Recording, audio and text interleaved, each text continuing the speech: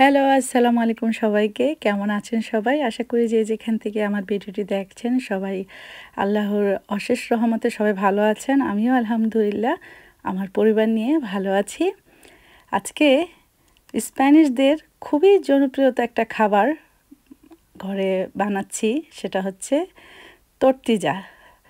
তো তর্তিজাটা বানাতে যা যা এখানে লাগছে, সবার আগে এখানে ডিম তো অবশ্যই লাগবে। ডিম আর আলু এই জিনিসটা লাগবেই।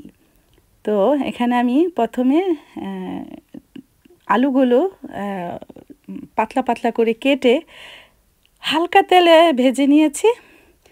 তারপর এই যে ডিমগুলো আলুর উপরে দিয়ে ভালো করে ফেটে নিচ্ছি, মিক্স করে নিচ্ছি।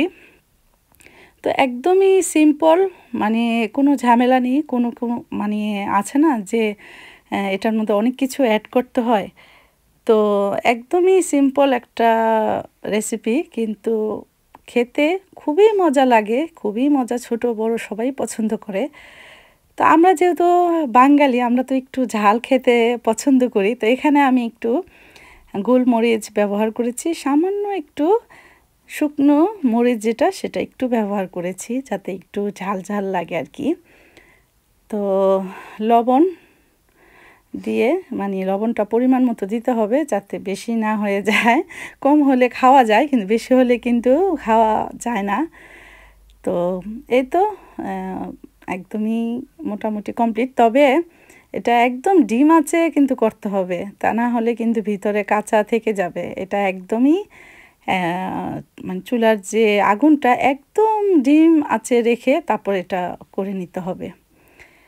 তো আমাদের দেশীয় খাবার যেমন আমরা পছন্দ করি, তেমনই একটা খাবার স্প্যানিশদের, এটা ওদের জনপ্রিয়তা খাবার। এটা ঘরে বানায় অথবা রেস্টুরেন্টে পাওয়া যায়।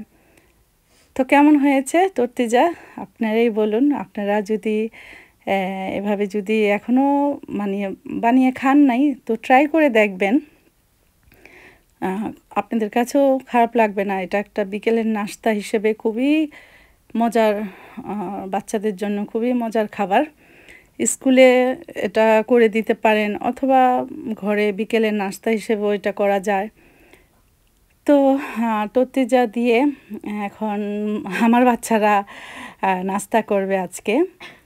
তো এই তো ছোট একটি ভিডিও শেয়ার করলাম, আশা করি সবার কাছে ভালো লাগবে। আর সবাই কোথা থেকে আমার ভিডিওগুলো দেখছেন অবশ্যই আমাকে কমেন্টস করে জানাবেন।